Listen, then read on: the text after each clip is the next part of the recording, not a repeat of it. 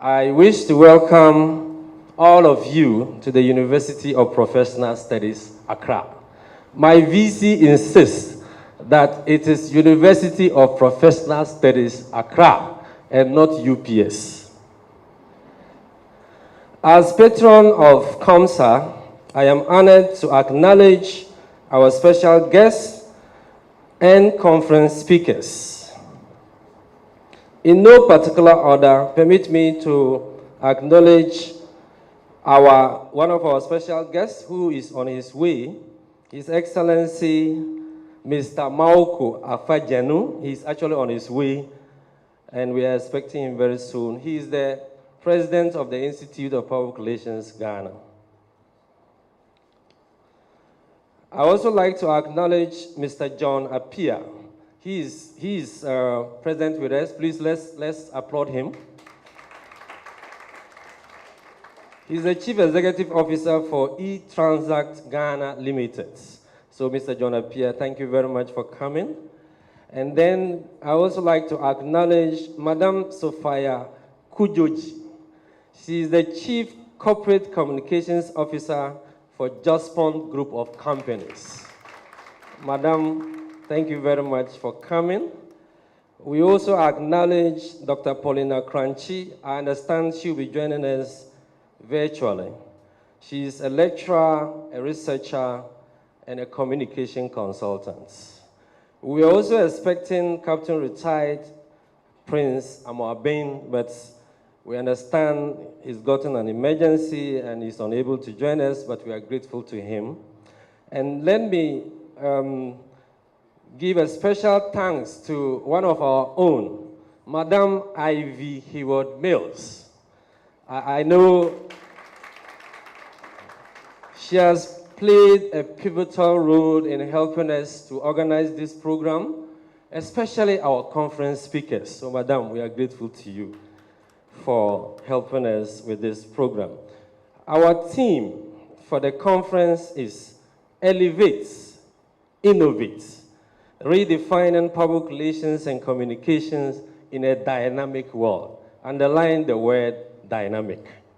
So I think that we have a very good conference, and I wouldn't want to take too much of our time because time is already spent. So once again, on behalf of our Dean, Professor Asamoah, and the HOD, and on my own behalf as the patron of ComSSA, I wish to welcome you to this special conference, and I know at the end of the day, we will not regret we were here. So thank you very much, and then let's have a very enjoyable conference. Thank you. We move on to acknowledge the purpose of why we are gathered here. So like I said when we began, I said that we are gathered here for a purpose, and our purpose is that we need to achieve a goal at the end of the day. So with a clap, let's welcome upstage the Dean of the Communication Students Association Department, Professor Asamoah. You're welcome to this very important event. It's a joy to see everybody here. For those who are here for the first time, this is the University of Professional Studies, Accra, UPSA. And you're welcome on behalf of the Vice Chancellor, the Pro-Vice Chancellor, the Registrar, and the entire Faculty of Communication Studies and Information Technology. We believe that the period that you are going to spend with us will be very educative and insightful. I'd like to extend our warm appreciation to the speakers who have all taken time off their busy schedules to spend some time with us, to impart some knowledge in us. We really believe that by the time we leave here, we will be refreshed with new information to make our personal lives better, our professional lives better, as well as our education. I will also want to extend a warm appreciation to the Institute of Public Relations. Madam Ivy is here, very instrumental, very helpful. One of the best persons to work with, always on point. You can clap for her. We appreciate her tremendous contribution to the growth of the Department of Communication Studies. I'd like to also welcome the lecturers who are here. I can see some of them present. I believe that as the program unfolds, many more will join. The students who are here, if you know somebody who is supposed to hear and the person is not here, just send a message, WhatsApp. The networks are working now, I believe. Send messages to them and ask them to double their steps and be here, because there is a lot to be learned throughout this period that we're going to be here. Well, the purpose of our gathering is to learn.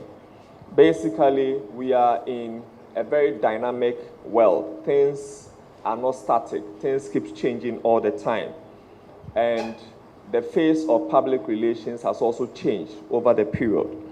And so the theme for this gathering is to elevate and innovate. It's either you innovate or you fizzle out. And so the theme is very appropriate. And we are looking at how we can redefine public relations and communications in a dynamic world. Like I said, things are changing all the time. And if you are not abreast with the changes, you are likely to become obsolete. And I don't want any of us here to be obsolete. And so I believe that in times like this, themes of this nature are very, very important. The Department of Communication Studies is one of the fastest growing departments in this university. For those who don't know, we have 2 bachelor's degree programs.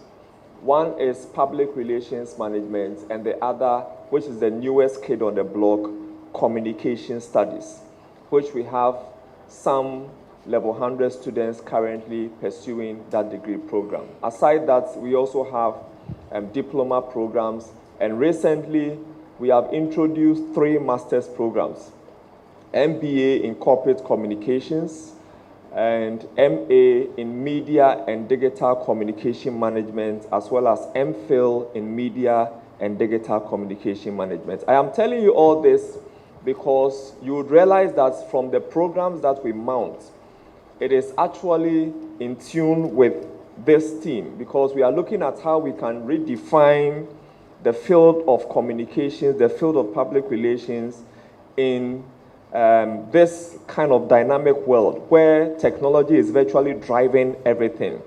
And so as a forward-looking department and a forward-looking university, we align with innovation and we align with dynamism, because we believe that things will always change, and we have to be at a position of predicting the future and also making our contributions felt in industry.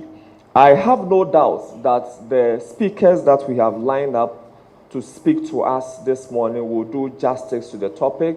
I know that with the diverse background we have, they are going to approach the topic from different perspectives. And I believe that, it's going to be a salad. When you are eating a salad, there is some cabbage inside, there is some, tomatoes, sweets, corn. I just had salad this morning, so I'm able to remember a lot of the things. So what I'm trying to say is that with diversity of speakers comes with variety. And if you look at the background of all the speakers we have, they are coming with variety. And I believe that by the time we are leaving here, we are going to be well fed with relevant information that will change our lives, change our career for the best. On that note, I would like to welcome everybody here. The purpose has been clearly established. Let's sit tight and enjoy the rest of the proceedings. Thank you very much.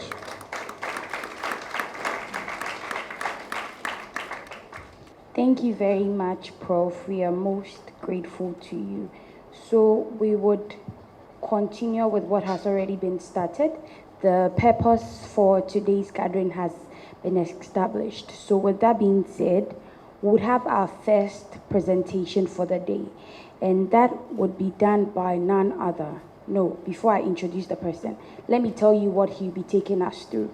So he would take us through unveiling the future trends and technologies, reshaping public relations and communication. Unveiling the future trends and technologies, reshaping public relations and communication. And we have none other than Mr. John up here to take us through this session. Please let's welcome him with a round of applause.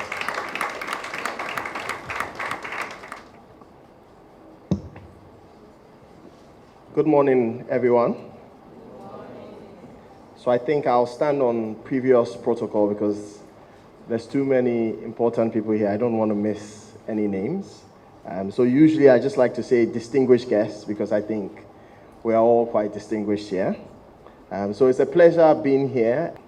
Initially, when I got the message from Madam Ivy Held Mills, who, for us, we all know how fashionable she is all the time, and she just exudes so much confidence and grace.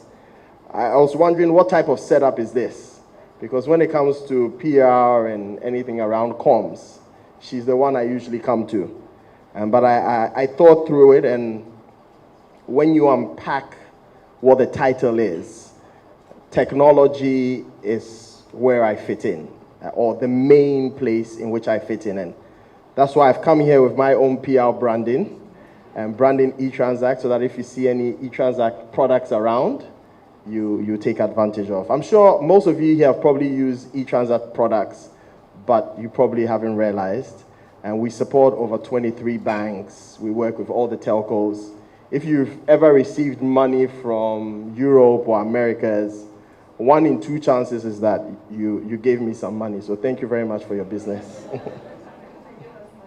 Yeah, I'll bring some money. I'll bring digital coins. So I think for anyone who is probably over the ages of 25 or so, they will probably usually remember me from a TV show I was part of called Home Sweet Home.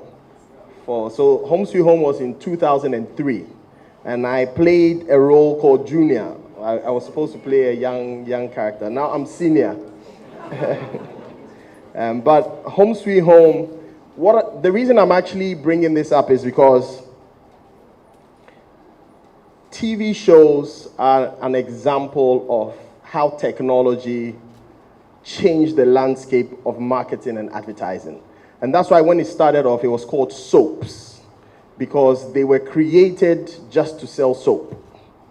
They were created to target the housewives who were usually at home doing the washing.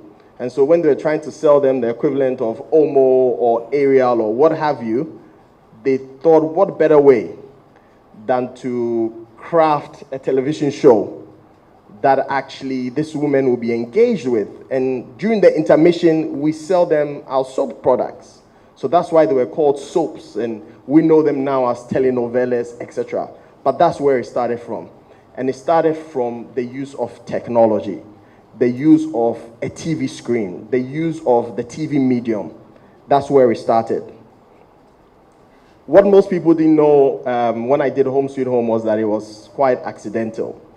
I'd done theater in school before, and the role came up at the last minute. The character who was supposed to play the role of Junior dropped out, and I knew the script inside out, so I was asked to come and take the role. I was supposed to do only 7 episodes because I was living in Canada at that time.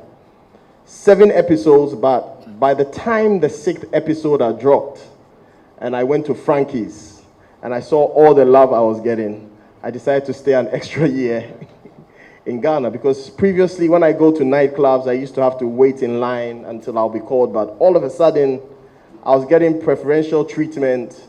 I was getting more female admirers as well, so that helped. So I decided to stay a little bit longer. But being in Home Sweet Home, where I not only acted, but I probably wrote about 80 or 90% of the scripts. I produced as well, I directed, gave me a feel of what you do as comms and PR experts. because you're selling a story. You're selling a narrative. In Home Sweet Home, I was supposed to be the dumb kid who didn't go to school, but my life was completely different. So my foray into technology was not by accident. Although my undergrad is in politics and public policy, etc., I've been fortunate to be able to learn more about technology, and it's taken me to some of the best places in the world. These technological developments invaded not only the way factories worked, but also the way other important activities in the society were carried out. The fourth industrial revolution was rightly characterized as the era of digitalization, with rapid advancements in technologies such as IoT and cloud computing, as I've said, as well as telecom switching from 2G to 3G to 4G and now to 5G. AI, ML, moving to deep learning, and more recently, generative AI and large language models such as ChatGPT has provided greater scope and impact. In terms of its impact on business, concepts such as platform business models, product customization, and newer operating models have become highly prevalent. The platform business model has led to the emergence of asset-less businesses such as Uber and Airbnb. And I think the emphasis should be on the asset-less, where Uber is the biggest taxi company but doesn't own a single taxi. Airbnb is the biggest real estate company in the world. It doesn't own a single home. They are leveraging on what other people have and putting it in that space. It also saw the emergence of the gig economy and the beginning of the so-called human cloud. With the emergence of blockchain technology, the era of Bitcoin and various other cryptos started during the fourth industrial revolution. Many authors described the fourth industrial revolution in terms of the fusion of digital, physical, and biological domains.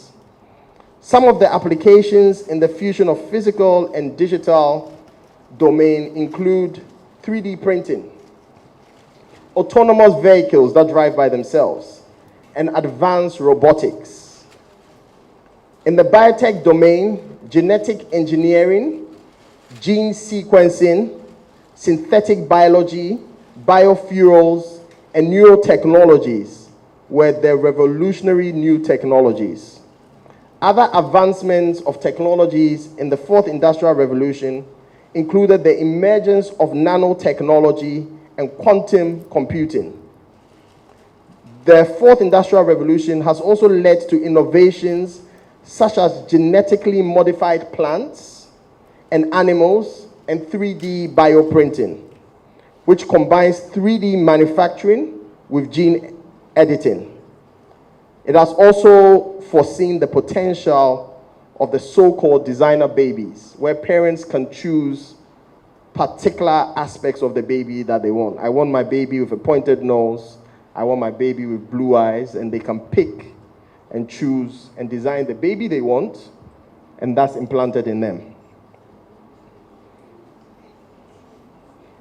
Basically, what I'm doing is I'm trying to let you think outside the box, because the knowledge is all out there. And a lot of this information is all out there. If you want to be the best in your field, you just have to read widely and see how you apply yourself. So now we're entering what is the fifth industrial revolution. Can anyone tell me what the fifth industrial revolution is? I think representing eTransact, I can give you 500 cedis free credit for anyone who can tell me within the next 10 seconds, because mobile phones are very fast now, so people will start Googling. Anyone? Fifth Industrial Revolution. Can you tell me anything? Okay. So now let's delve into the tenets of the Fifth Industrial Revolution.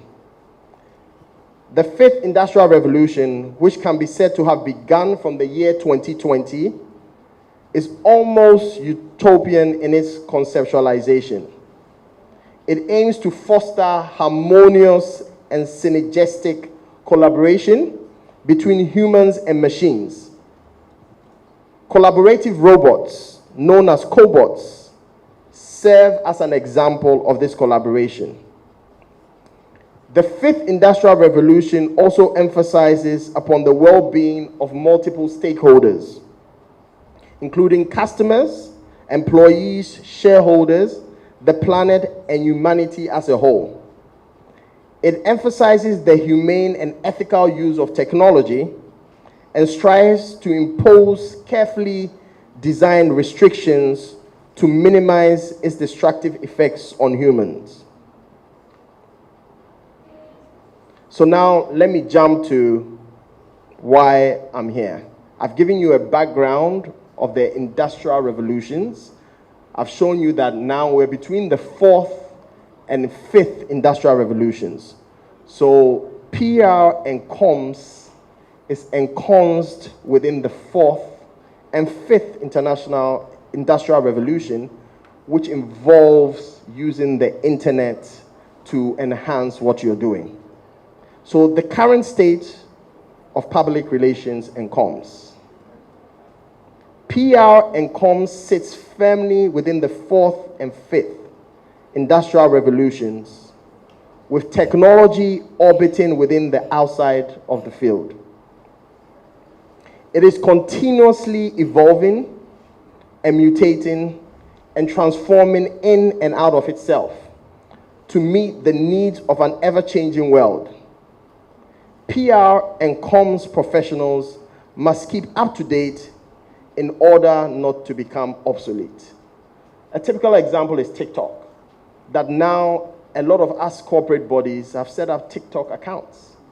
Initially, TikTok was just for entertainment, but you have serious businesses, banks, and other people who are taking care of sensitive information, advertising or promoting their brand on TikTok.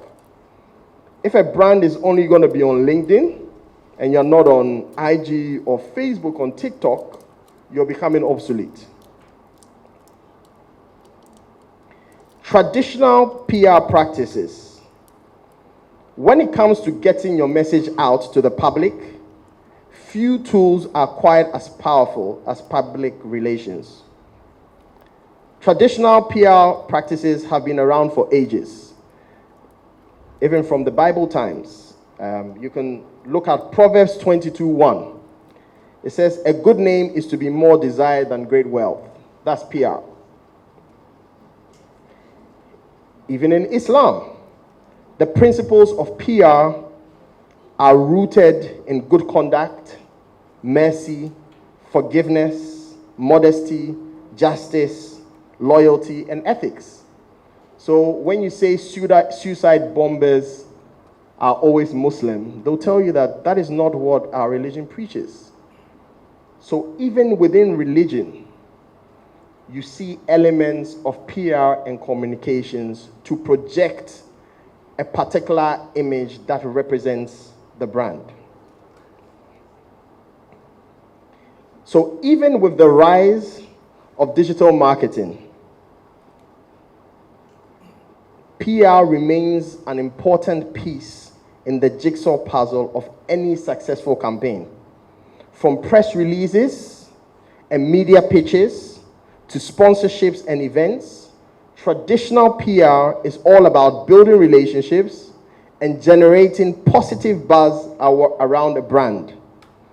Thus, although new digital tactics may be available, the good old-fashioned public relations and comms, which builds trust and is authentic, what we call the human touch, can make the world of a difference. So what are the challenges being faced by PR and comm practitioners? PR and comm practitioners face a myriad of challenges today. One of the biggest daily challenges is ensuring that their clients or the people they are working for appreciate the organic nature of true PR. This appreciation goes beyond the immediate gratification everyone subscribes to nowadays. So for instance, if a story is posted, I expect to see the number of hits, the number of likes, the number of reposts, but true PR goes beyond that. It's more long-term, it's more about crafting a narrative that sits with someone for a long time. It's not just about how many people liked this post. People can like your post, and after 1 hour, they've forgotten about it. So some of the challenges being faced in the PR system is that nowadays we are always looking for that instant gratification, but that is not how true PR works. Another challenge involves navigating a constantly changing media landscape made up of multiple variables and few constants. From Facebook to Instagram to X to TikTok to Snapchat, the practitioner has to think of developing bespoke content for each site. And each site has its different characteristics. Some have different word counts, some have different target audiences. You can't just pick something from Facebook and put it on Instagram or Snapchat or TikTok. You have to have bespoke products for different people. What is the impact of technology on PR today? Technology has and continues to change the world. Public relations and comms has witnessed a significant transformation in the last few decades, all thanks to leapfrog advancements in technology. With the face of technology continually changing, the possibilities for PR practitioners to market brands and connect with various target audience efficiently has grown tremendously. With social media becoming a popular platform for creating brand awareness, PR experts are utilizing technology to ensure that their clients receive maximum exposure and increase their social media presence.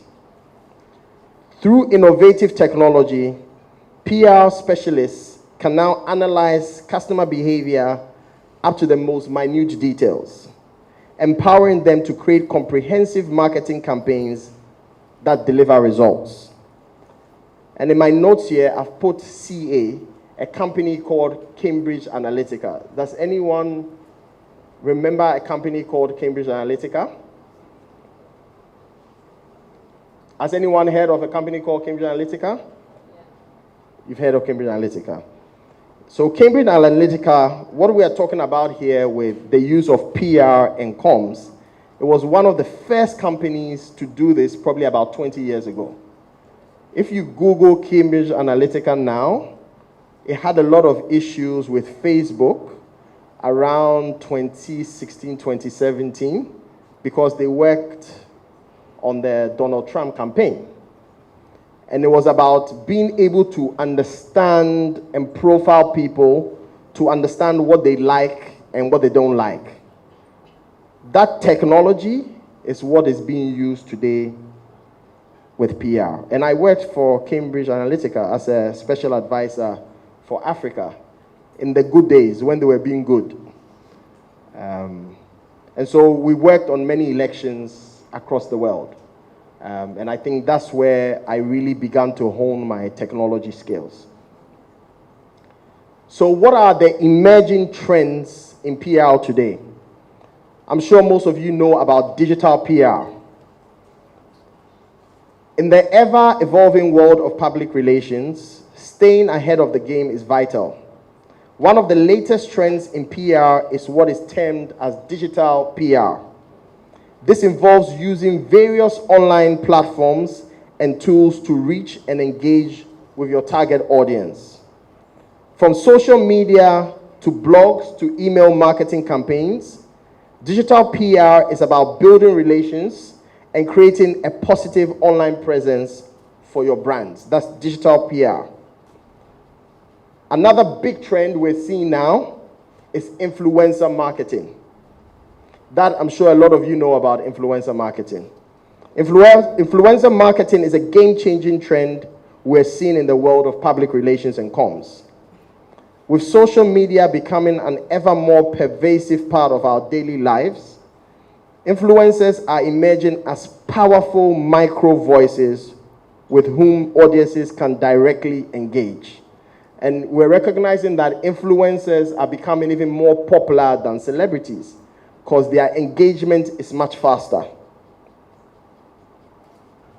The direct line of communication makes influencer marketing a potent tool for companies to connect with potential customers and ultimately drive sales. Another emerging trend we're seeing in PR and comms from a technology point of view is social media listening and monitoring. With that, you're able to use specific keywords to monitor what is going on social media.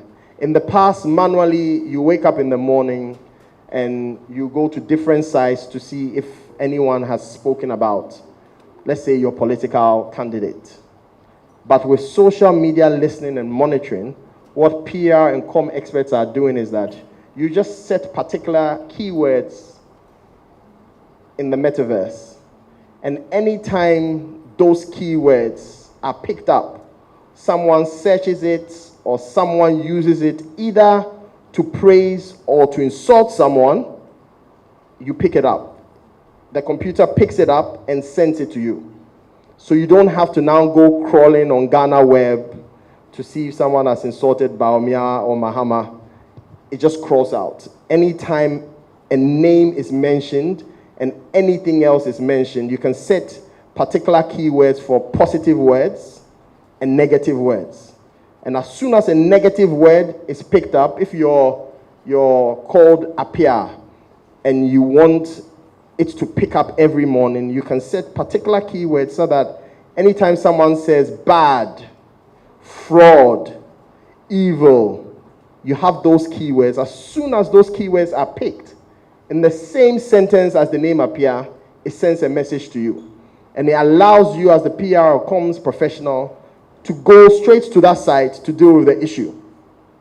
And a lot of airlines and the rest were using it initially because sometimes you're doing a good job somewhere and you're doing a bad job somewhere and someone leaves a bad review. And if that bad review is not responded to and people are searching for a particular service, they keep on seeing that bad review. So social media listening and monitoring is one of the key areas that PR and comms professionals have to look at. Data-driven PR. If there's anything that public relations professionals can learn from the digital age, is that data is king. Data is the new gold. With the influx of user behavior and consumer insights available, more and more agencies rely on data-driven PR to inform their strategies. Artificial intelligence and machine learning. As technology advances at breakneck speed, it's no surprise that public relations practitioners are exploring new and exciting ways to leverage its potential. One of the most attractive areas to emerge in recent years is artificial intelligence and machine learning. Using algorithms and data analysis, PR professionals can gain valuable insights into consumer behavior, tailor messages to specific audiences, and predict upcoming industry trends. So now I go to the last part, which is the future of public relations. What technological trends are we seeing as the future? One I'll mention is virtual reality and augmented reality. Another one is chatbots and virtual assistants. Another one is blockchain technology. Then big data and analytics. I'm not going to read through it to bore you. But this is my equivalent of December 31st prophecies. You know, I'm going to give you prophecies of what we see in the next 10 years from where we sit as tech experts. Except you don't have to do collection here. So, as the world constantly evolves, the future of public relations seems exciting and daunting. With the rise of social media and the increasing importance of online presence, PR practitioners face an uphill battle to keep their clients relevant and engaging. This means navigating through the complex web of social media algorithms while finding an equilibrium between ethics, sensitivity, and authentic messaging. Additionally, the world is constantly becoming more diverse, and PR practitioners must become adept at catering to a wide range of audiences. All these challenges mean that although the future of public relations is bright, the challenges lead many practitioners into uncharted waters. And you know, with uncharted waters, they always say that the fish that swims with the current is dead. Fishes are always swimming against the current. And what you must do as practitioners is to always be evolving, always learning, always swimming against the currents. So these are the predictions. Artificial intelligence is going to grow stronger and be one of the pillars of PR and comms. From automating admin tasks to providing insights through data analytics, AI is quickly becoming a vital tool for anyone working in PR. The integration of AI into media monitoring is a really interesting development, allowing for real-time analysis of news and social media content and enabling quick and informed decision-making, which is particularly valuable in a crisis, like we found ourselves recently with the internet. In this crisis, most of the big organizations were not speaking. There was no real-time communication. All we heard is that Telco A and Telco B are having problems. Telco C is not having problems. But when you tell anyone that, the first response I heard is that because no one uses Telco C. So there's a lot of space on there. At times like this, PR and comms is very important to be able to pick up messages and see how you communicate to sell your brand. Virtual reality and augmented reality is a very, very, very big one that if as African PR and comms experts, we want to stay ahead of the game, we have to learn about. PR professionals will use VR and AR and these technologies to create interactive and engaging experiences. Whether it's a virtual campaign launch or an AR-enhanced press release, incorporating these technologies will really enhance storytelling and engage audiences in new and exciting ways. How many of you here know about AR or VR? You know about AR or VR? Okay, so what is VR? And AR? Okay, so how do you understand virtual reality? Using headsets. Anyone else heard of VR? So as future practitioners, and this is not going to your teachers who know about it, but the students, as practitioners who want to be experts in this field, you don't just have to wait to what is being taught to you. No one knows about VR.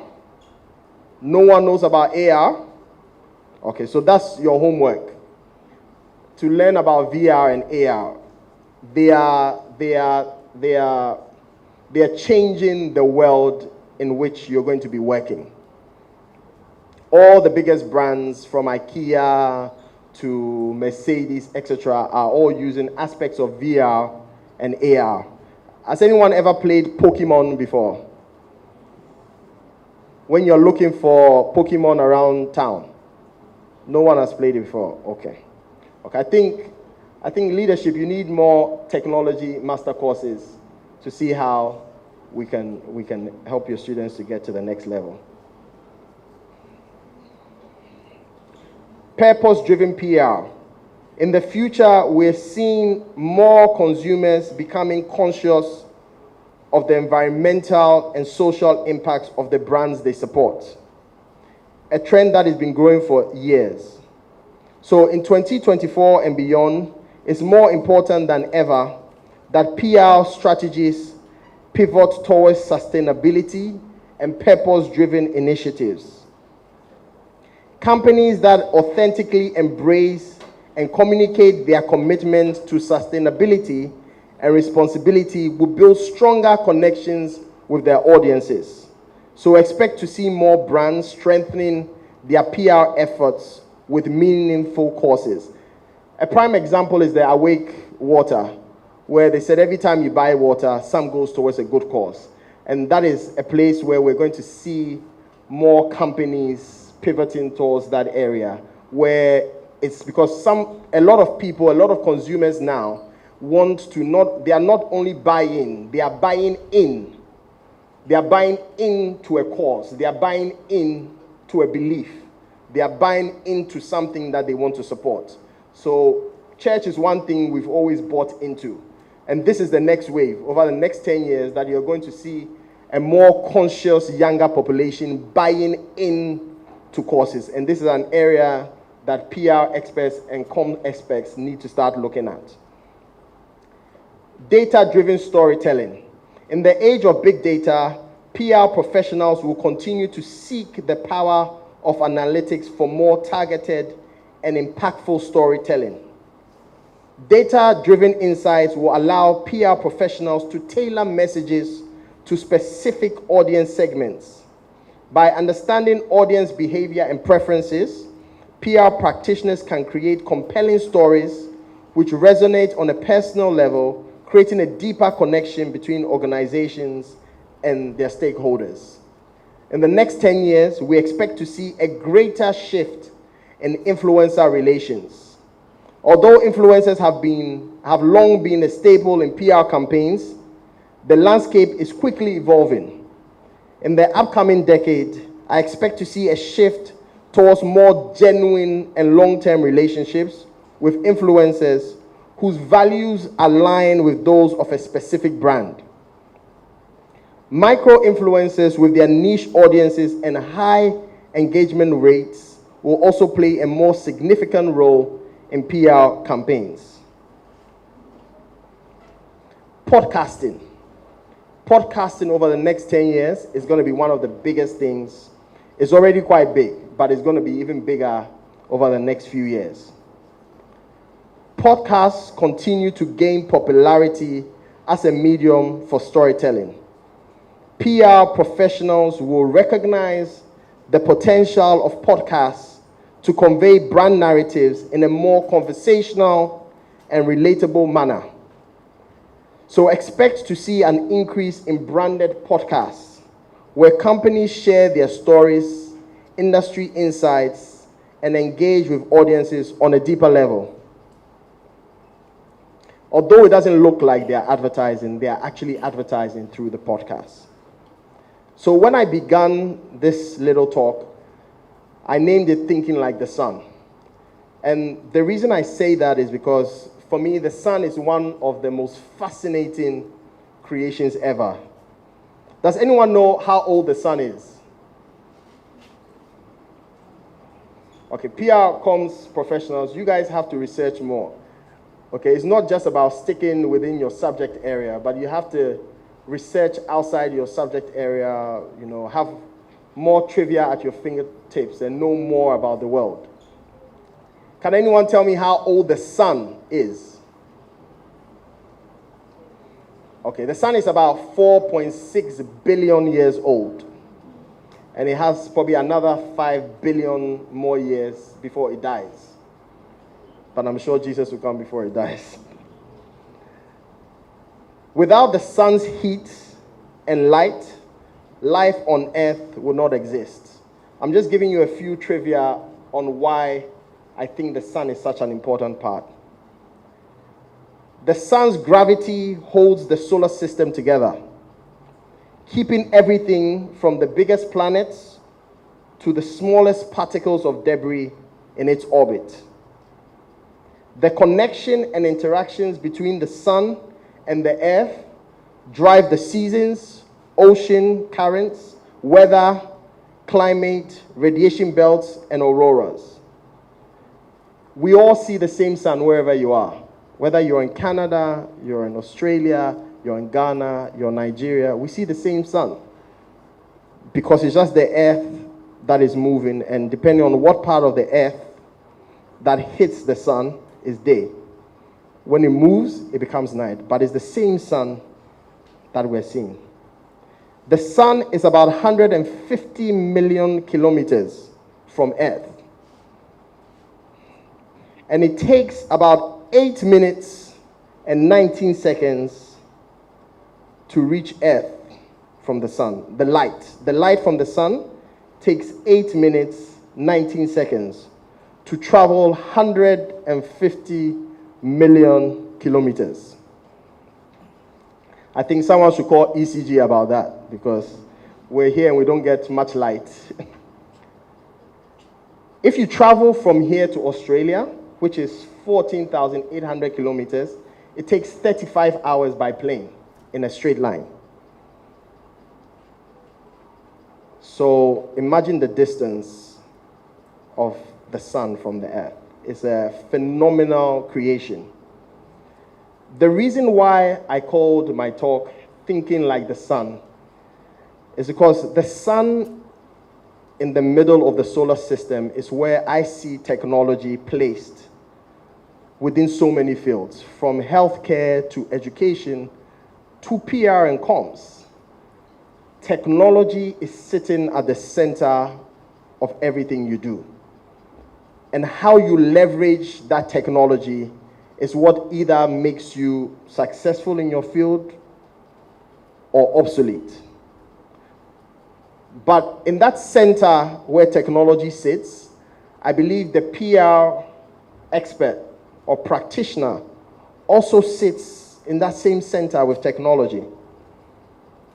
So as technology evolves, you, the PR and comm expert, you must also evolve. You must also learn new ways of doing new things. You must be creative, you must be adaptable, and you must be authentic. For instance, my older sister here, Auntie Sophia, she's on her iPad, right? So her speech she's going to give is from her iPad. I'm the technology guy. I'm holding paper. Right? So see it as she represents technology. I represent you, the professional expert. Although I'm a CEO of a fintech company, I still prefer using USSD over using apps. It's just me. I have the app there, but I prefer to use USSD. I prefer to read a book that I can feel rather than on Kindle. There's just some things that we all have preferences for that never change. So no matter what technology that we bring out, you, the practitioner, you are the one driving the technology. Without you, the technology doesn't mean anything. But if you become obsolete, other people will take your roles. And technology like artificial intelligence will take more of your jobs. So you have to see how, whilst technology evolves, you are evolving at the same rate so that you don't get left behind. One phrase that has been paraphrased over and over and over again, but the last person I remember using it that is sat very much with me was my friend Komla Dumont, who spoke about until the lion learns to read and write, the story of the hunt will always glorify the hunter. No one knows what happens in the forest. No one knows the number of people who are killed in the forest. because the lion cannot come back and tell you the number of hunters he or she has killed. The only person who comes back to write the story is the human being. And the victors are the only ones who write. So you think that every time a hunter goes into the forest, the hunter is successful. No. So you as practitioners, you are the ones creating the narrative. Technology can help and enhance what you do, but technology is not the main driver. You are the main driver. Thank you very much. Thank you, Mr. John Appiah, for such an educative and insightful presentation on unveiling the future trends and technologies reshaping public relations and communications. So, time is fast spent, but before we move to the second session of the event, I would like to call upon His Excellency. He is the president of the Institute of Public Relations, Ghana. He has been a lecturer for decades, and he's currently the head of marketing department for Stanbic Bank, Ghana. So without much ado, let's put our hands together for Mr. Malco.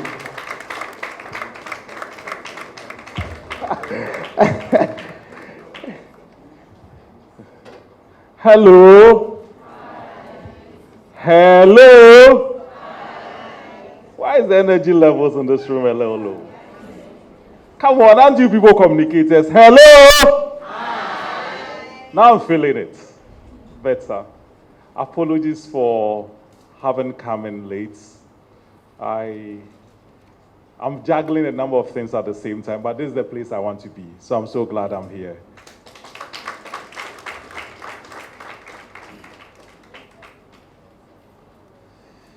I kind of love this week back in the time when I was in school. I really love it. I love it because there was a lot of deep thinking, but I love the fun part more. I hope you're having a lot of fun, right? Yes. Don't lose guard. Make sure you have fun to the max.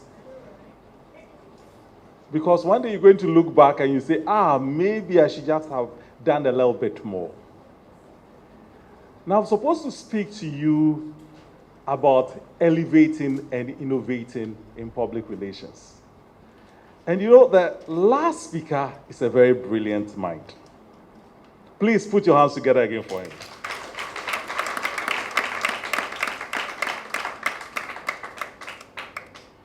He said, and I associate with the fact that the sun is right at the heart of everything in this universe.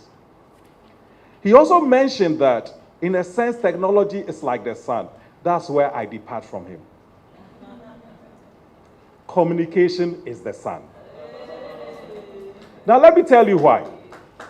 You remember back in the book of Genesis 11, I think. You remember the story? Hey, when was the last time you went to church?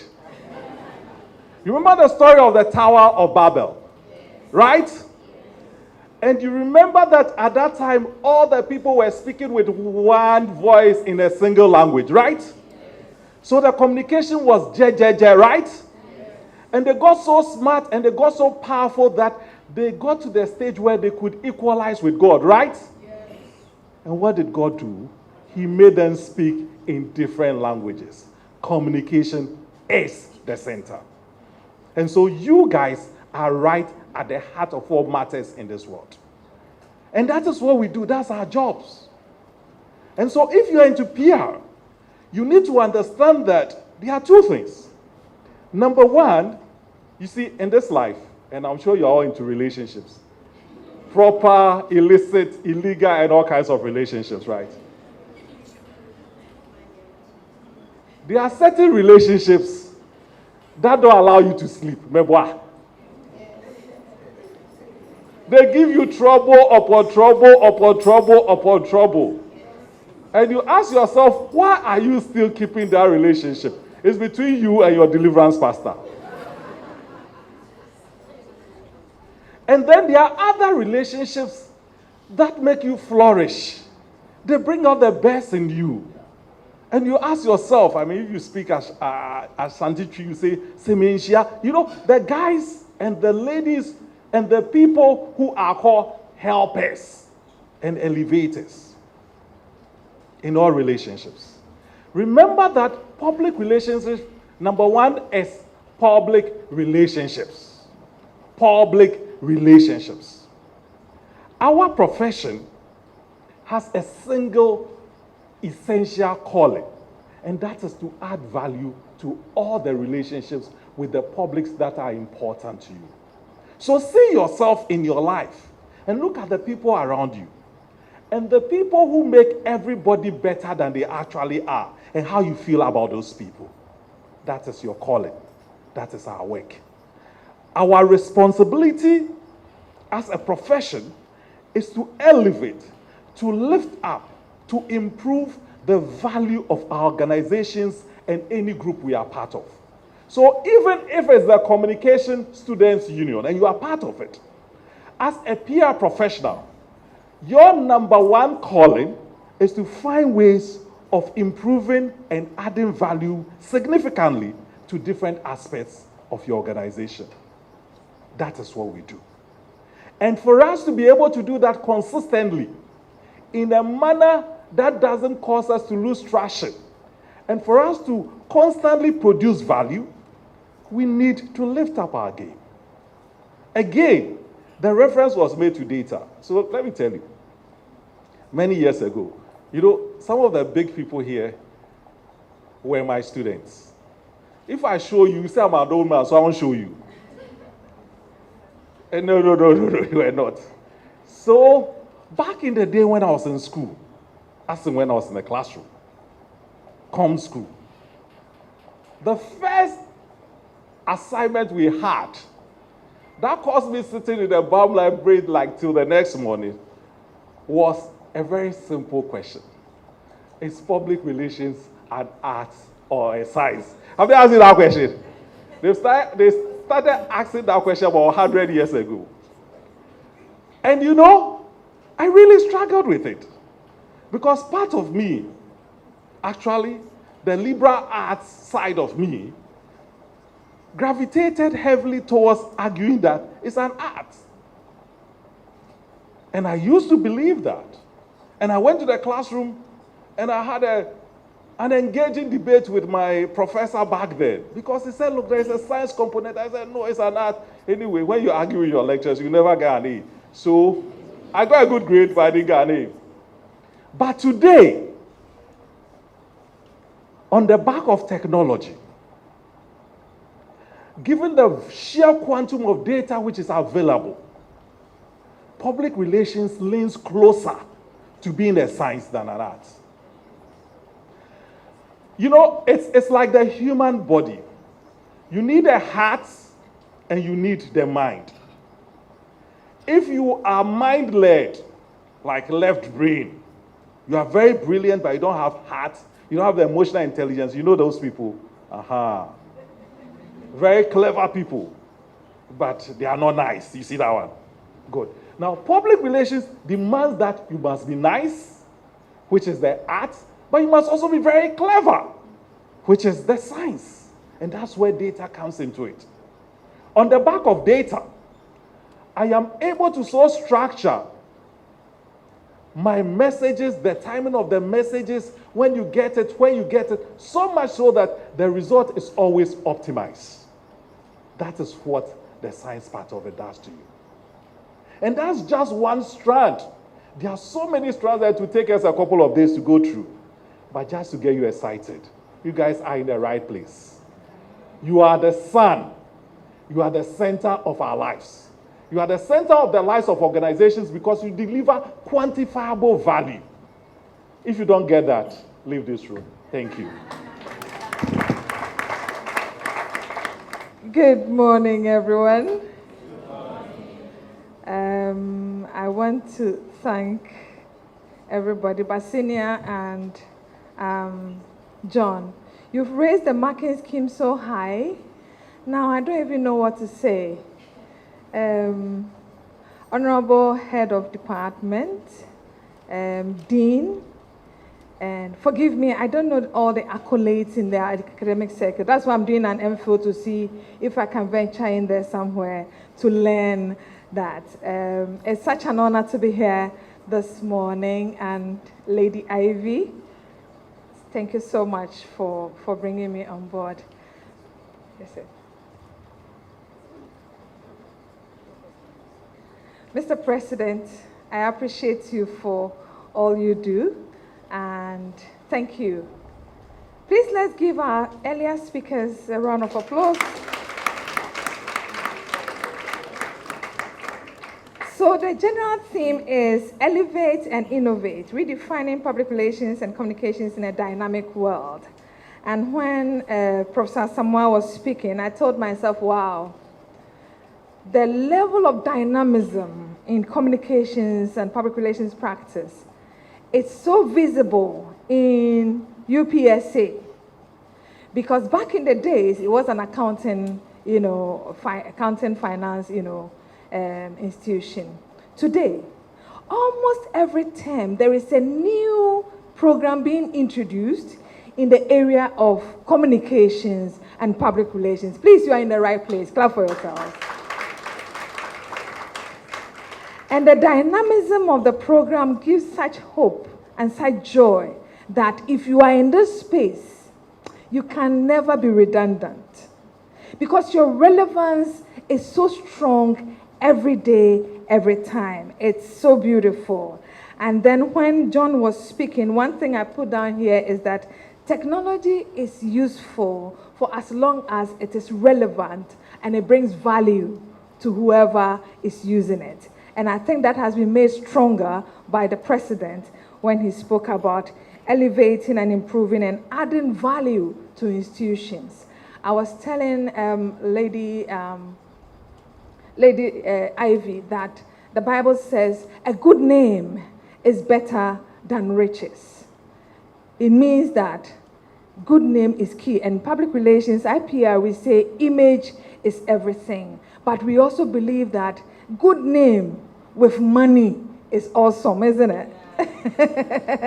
But public relations is the point where a good name should be able to bring you money. That is what Lady Ivy told me. Let's give her a round of applause for that. That's a powerful one. Now, this morning, what am I talking about? I'm supposed to be speaking about crafting connections in public relations, the power of storytelling. And it reminds me of a program we had at MTN some time ago when Mr. Selam Adadivo came to speak. And before he spoke, he talked about having gone to the dentist and being told that he needed to brush his teeth for at least 2 minutes every day before he steps out, and in the evening he does them. That's all I remember about that event. That's the only thing I remember about that event. The story he told about his teeth. I remember it was something about marketing, but I can't remember what he said again. That is the power of storytelling. And I'm very honored. Is that Joanna I'm seeing there? Thank you very much for coming. That's one of my ladies, and she's joined me here. I'm very grateful for your presence here this morning. Distinguished leaders, distinguished lecturers, guests, ladies and gentlemen, future leaders in public relations and communications practice. You know, public relations and communications, as the president said, is basically about building relationships. And I say that we practice public relations right from home, not even in the offices, how you relate with each other. Because as you grow, you come into corporate circles, you realize that public relations is not just about the external public, as people used to think, but the internal public. How do I engage with the people around me? My statement often is that the way I make you feel about yourself is the way you will treat others. So if I am working with people and I don't make them feel good about themselves, they'll go out frowning. Why? Because I have annoyed them. So that frown is going to be on everybody. So when you see people who come to the offices and they are always mad at people, check what is happening at home. Seriously, there is an issue at home.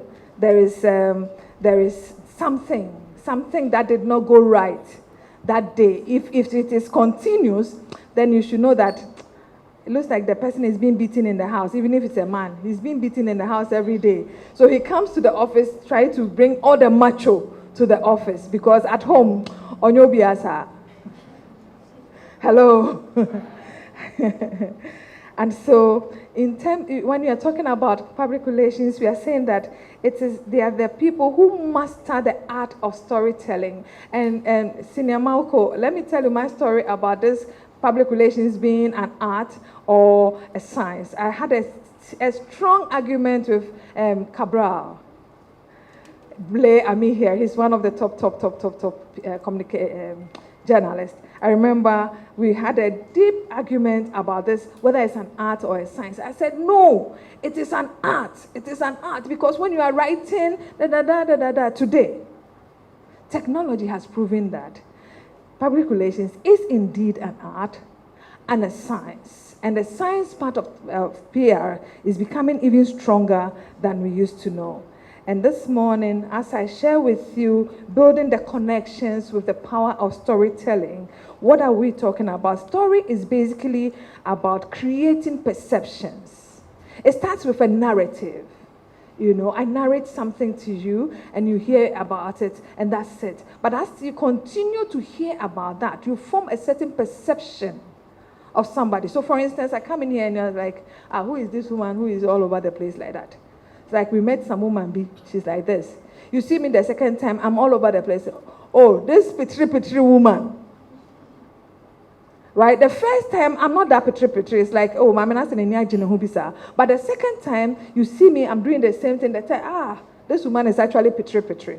Now, what are we doing? As communicators and PR people, it is our responsibility to tell the story of our institutions, to build the connections that my boss spoke about. And at the end of the day, what do you want to do? You want to build trust.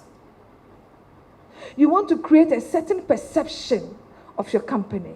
You want people to see your company in a certain light. When they mention the name of the company, something happens to you. And I talk about PR people falling in love with the brands they are selling. Because love stories are the most beautiful stories to tell, to the point where we claim that love is blind. It is my responsibility. So people are like, hey, this person is like that. So you see a woman and you see the husband, and you're like, hey, bonyo papa. And the woman is all about, oh, darling, oh, honey. Why? She wants to paint a certain picture of the man you are seeing as bonyo. Now, as a practitioner or as a public relations person, you want to tell a story about your company that makes people want to just work with your company. People can't help. It's like, oh, I want to be here. I want to be here because this is where the action is. Why? Because a PR practitioner who has mastered the art of storytelling has been able to tell you a story and created a certain perception in your mind about the company, so much so that the next minute you are just thinking about, how do I get myself to work in this company? Now let me tell you one of my stories. And when I like to tell this story because it's just me, it's Sophia. And I tell people that when you meet people and they're like, I went to Wegehe and I went to Achimota, and hey, pause. I went to Seshiyoso LA Primary School.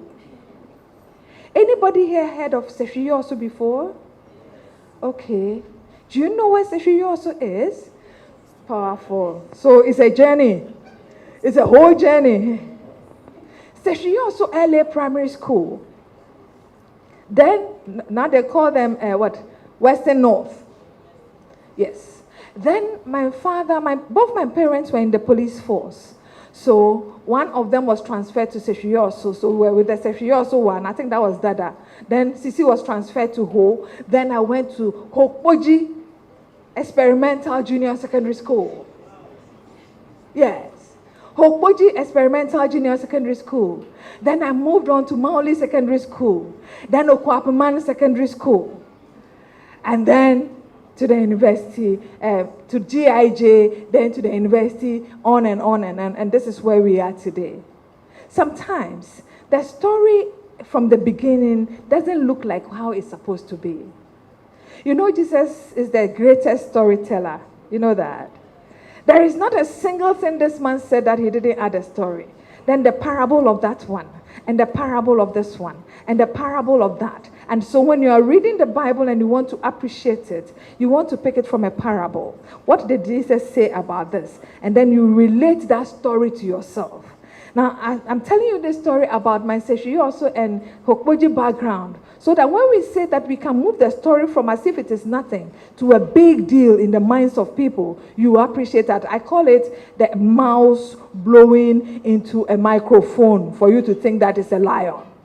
So a mouse picks a microphone and goes, "Arr!" Because it's a microphone, you think there is a lion roaring somewhere. It is our responsibility as communicators, as PR people, who have so mastered the art of storytelling to be able to project our companies and create such impressions in the minds of people, such perceptions in the minds of people, so that people are going, na company no so when you say, na anweni.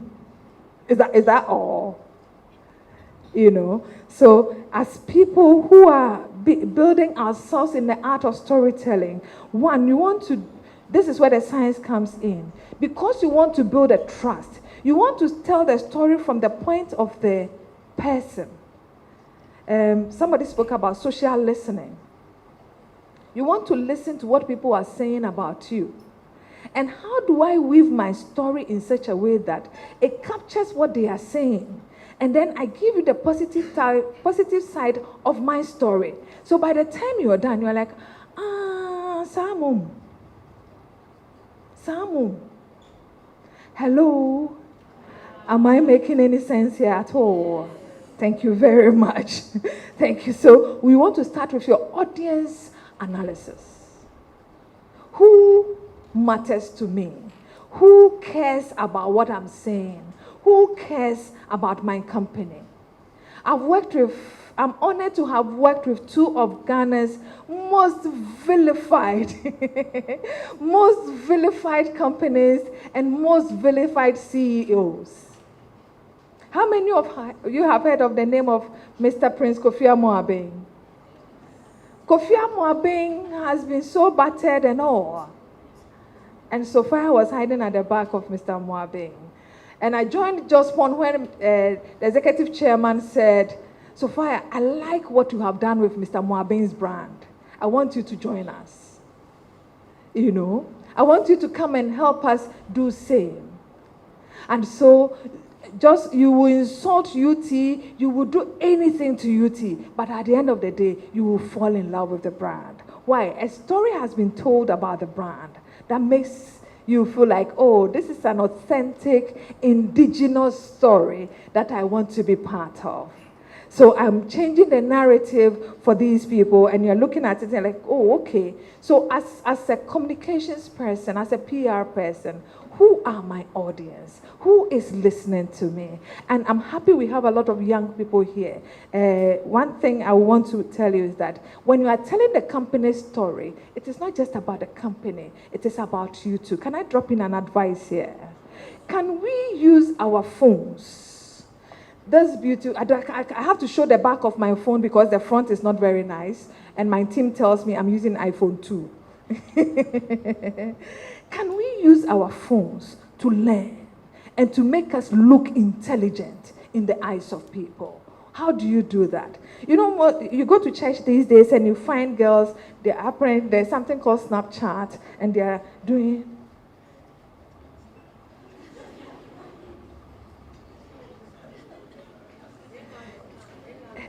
How do they call it?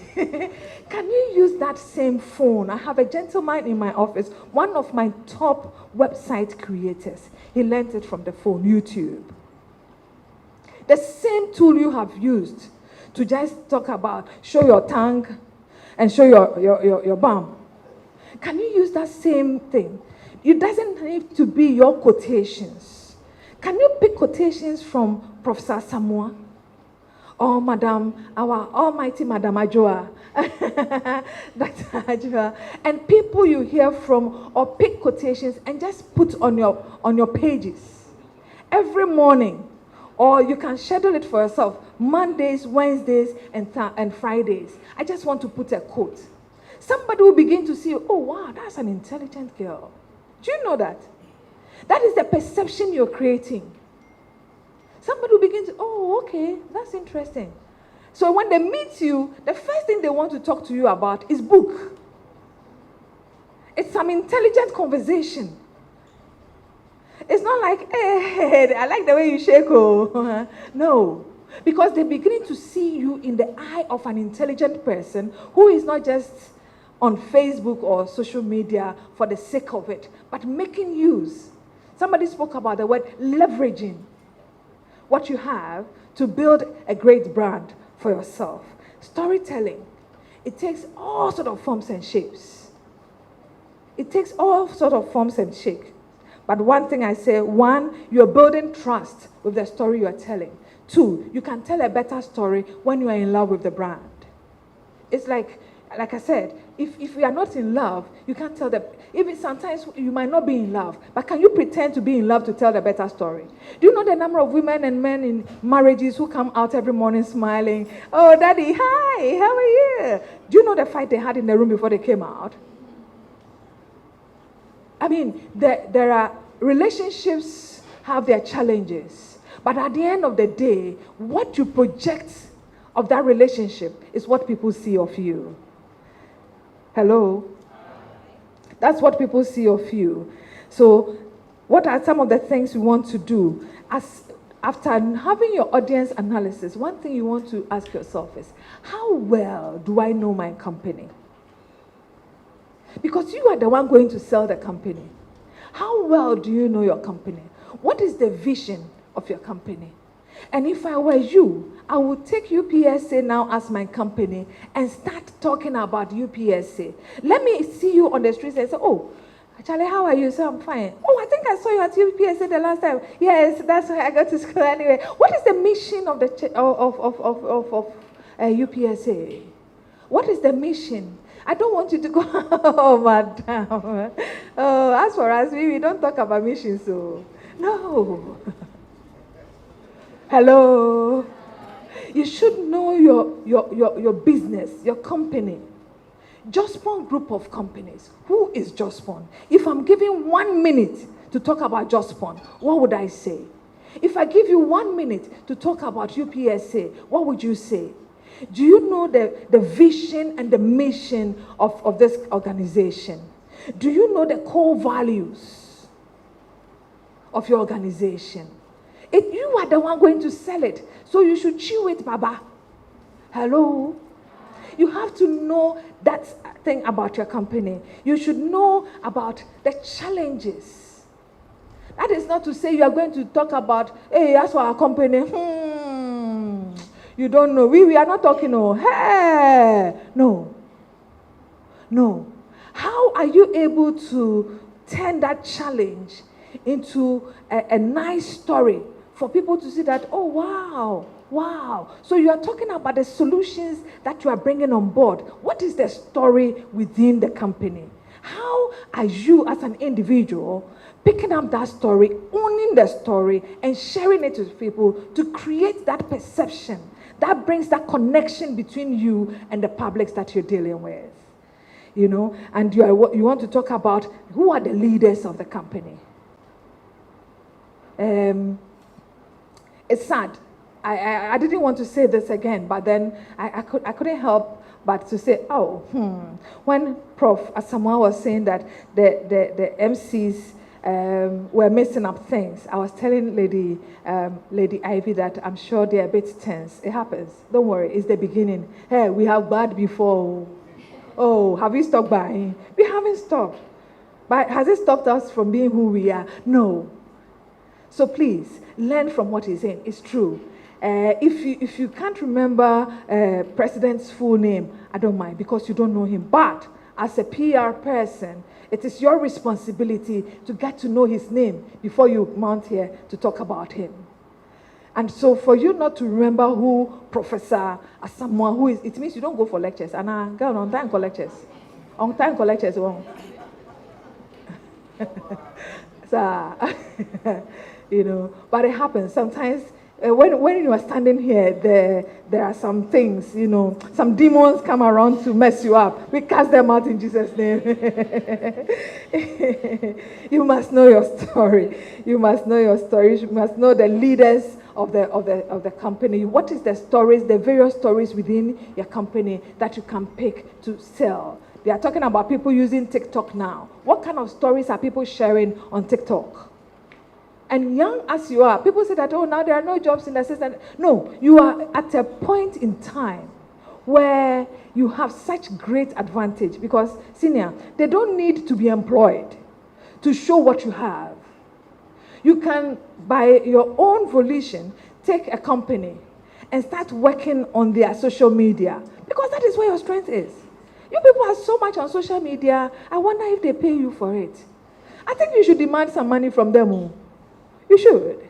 You know, you can pick one company or even pick an individual, somebody you think you admire. Do something about their space, the people in the social media space, and get to the person and say, oh, President, I heard so much about you. This is what I did for you. He should go, wow. No, I want you to manage my social media space for me. Because he doesn't even know you exist. But make him know that you are there. Hello? Hello? So it's important that you get to know who is there. And don't just take the stories and leave it there. Document it. Document your stories. Because tomorrow, a Pharaoh will come who will not know Joseph. But they should be able to go back every day and say, wow, there was a Sophia here. There was a Sophia here. In fact, if Sophia were to be here today, the story would have been different. Why? Because you have told the story of the company so much so that people think you were born with the company. It's like, yeah, company to say so. Hello? Now, in doing this, you are building some level of emotional connection between you, your company, and the public. You know why?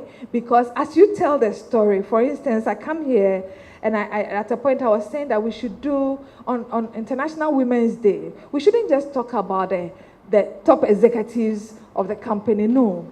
There is a woman that sweeps the streets of Accra every day. Her name is Madam Ajele. All you see is a human being wearing uniform. But that human being actually has a name. Her name is Mama Ajele. Mama Ajele has 4 children. And she's forcing and trying to take these children to school. And out of this sweeping that she does every morning, that is what feeds Mama Ajele's children. To the glory of God, her firstborn is at the university. The secondborn is here. Meanwhile, you walk by every morning. What do? You finish drinking your cocoa and you put the cocoa rubber there and they ask you, oh, Charlie, pick it out. Oh, na Zoom Lion for no more. But that Zoom Lion thing that you see is not just a thing. It's not just a uniform. It's a human being. And it is our responsibility as communicators within that space to bring out the life in that uniform. Hello?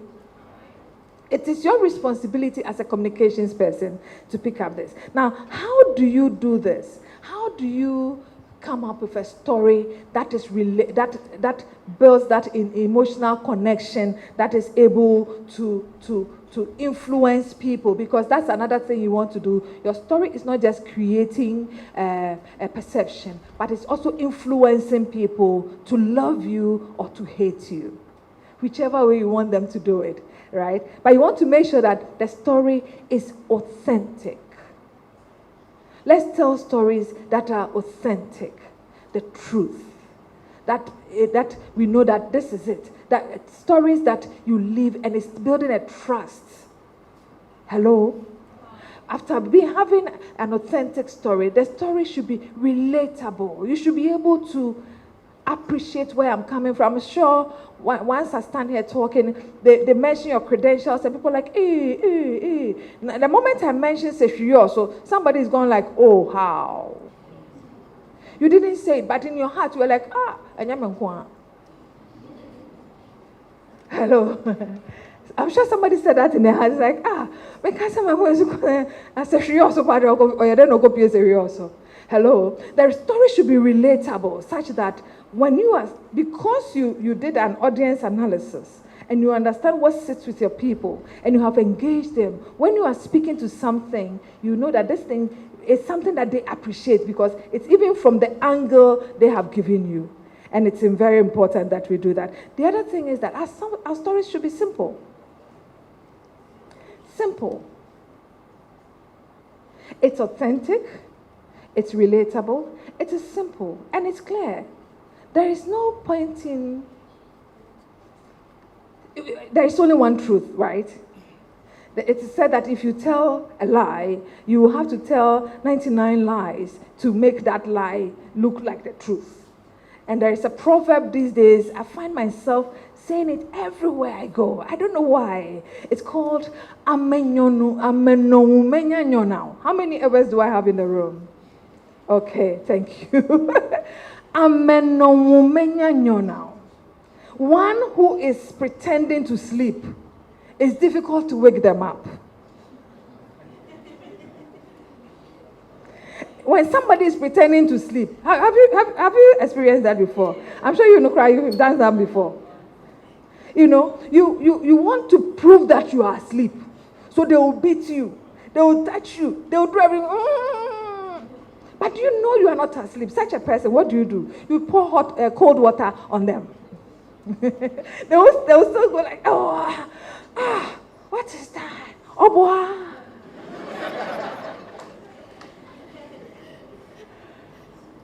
Let's be simple. Let's tell the truth. Let's be authentic. Let's be clear about what we are saying. There should be clarity. Not too many big English. If it is fire, it is fire. Once in a while, you can use inferno. But fire is fire. It is not when there is fire coming that you are going to shout, inferno, inferno. Who is going to help you? They'll be wondering, I'll say they, why not friend?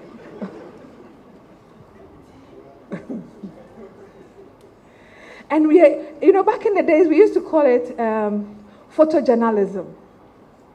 I hear Prof, now they call it visual communication. Hey, we drill. Visual communication. It is said that when you have facts and you turn that fact into a story, it is more relatable than just spewing out the facts. And photography makes storytelling even more beautiful when you can come up with pictures and things that people can appreciate. That is why I'm forcing myself to do my program in climate change communication. Why? Because I think there is so much talk about climate change. We hear of climate change, ozone layer, ozone depletion, global warming. What does that mean? I said, so warming from where? What is ozone? Now, if I come here right now, I know that fine girls and boys, ladies and gentlemen, when I'm talking ozone layer, you also be feeling good. Yeah, ozone layer. What is ozone layer? Carbon emissions and stuff like that. How do we break it down? It is our responsibility to break down that big words, those beautiful words, into relatable messages for individuals to also appreciate. And let me say that I've already said this, that the story must have an emotional engagement with people. People should be able to say that, oh, okay, I think I like what he's saying. I really understand that this is where you picked the story from and this is where you've got into. Now, as I bring my session to an end, I just want to pick on a few things that they said, and then I'll just put it all together. One, as we seek to build our companies or our individual images, and let me add that, as you are branding the image of the company, don't forget to brand yourself also. Why am I in green? So eTransat comes here with an eTransat cup, right? I can't carry my umbrella on me. So what do? What I want to tell you is that just one group of companies and Zoom Lion, we are into the business of ensuring sustainability, the greenness of the economy and healthy economy. So I come in green. So without saying it so loud, subtly, somebody can even say, oh, I'm not green by no. That's the only description they get of me. I'm not green, which is not bad. The whole world is talking about green, right? So as an individual, when you are representing your company, your very persona should represent the company. Everything you do, the story is, you have to own the story to be able to tell it. You wouldn't struggle for me to ask you, oh, so where were you born? Where did you go to school? You rattle it for me right now. That is how far you have to go with your company. And drawing from what others have said earlier, don't forget that the world is going digital, whether you like it or not. I was telling Lady Ivy that when I was at UT, that was when Facebook had become big, and people were like, oh, madam, we have to do Facebook. I said, who? Facebook? The way people insult us, if you go to Facebook right now, they will insult us more. And then one of my boys said, madam, whether we are there or not, they will insult us. Why don't we present ourselves there so that when they insult, at least we can respond? And it made a lot of sense to me. Today, ask me, I'm on almost every platform. I want to know what is happening there. Why? Because that is where action is. So we have to be people who are very abreast with the trends in our space. Know your story. What are the trends in our space?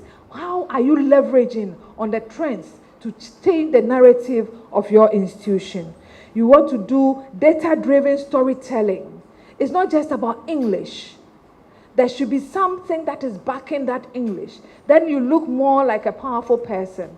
Because then you come and stand here and you say that the sun is 401 billion years old. You say, yeah!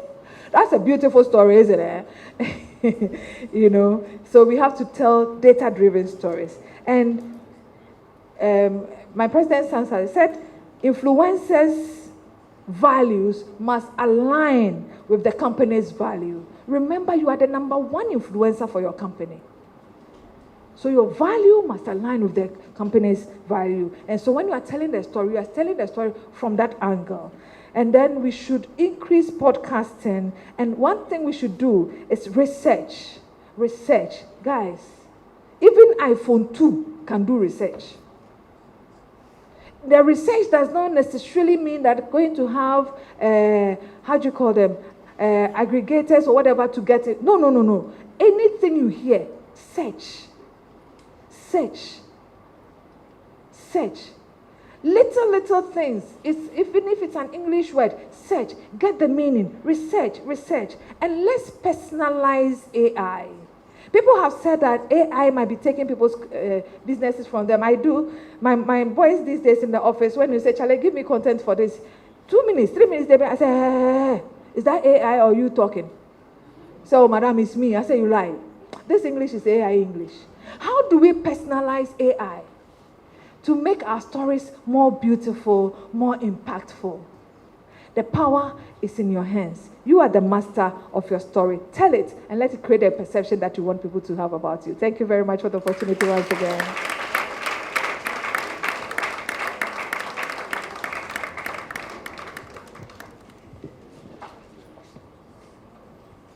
HOD would tell us something small.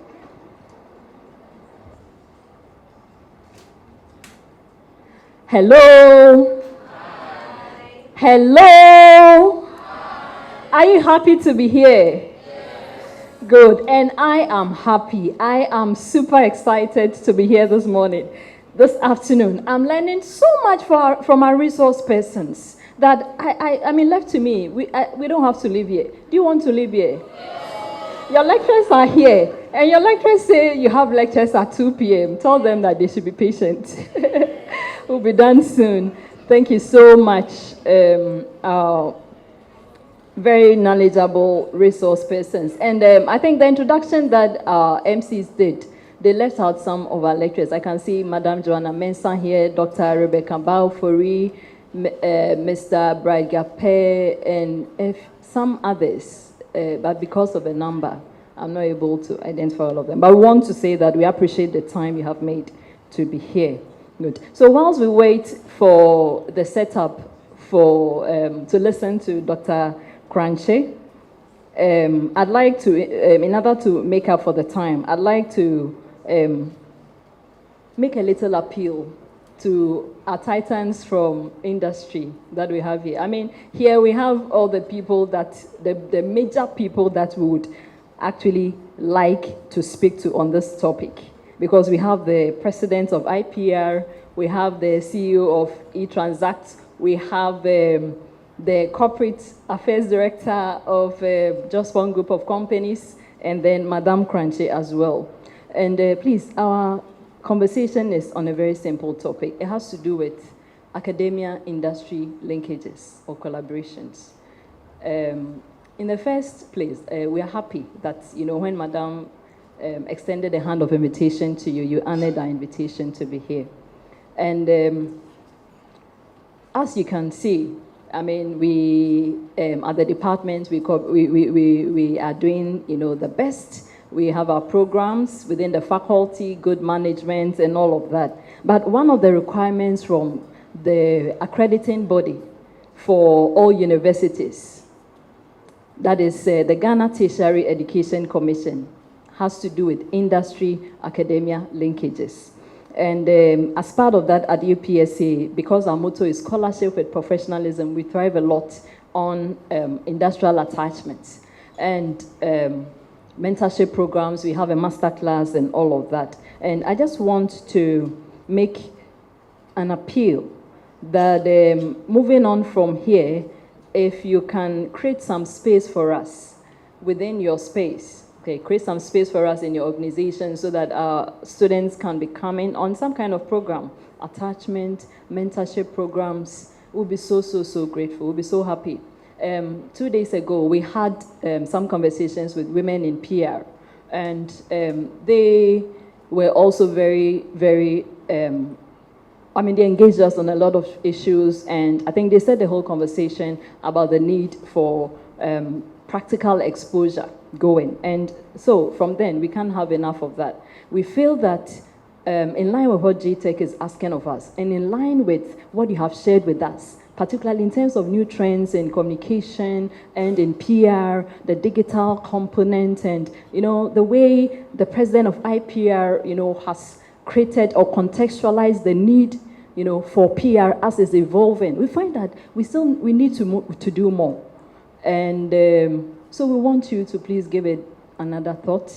And maybe in the next few days and weeks, we shall be approaching you, of course, through Madame Ivy Heward-Mills.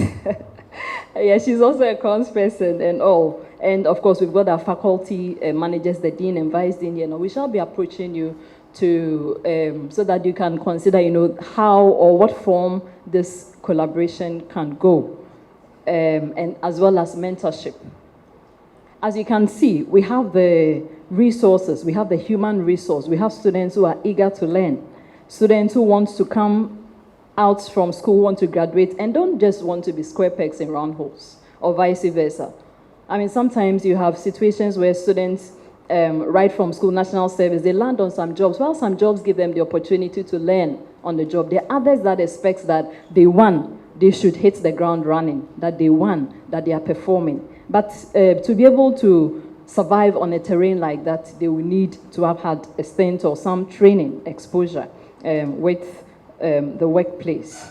So even as we offer the resources, the human resource, we offer the young, the talents, the skills, as well as the energies of our young people, you know, through these collaborations. We also are hoping or are asking that you create some space for us within your industries or within the network just like other institutions do. Now we are fully on board.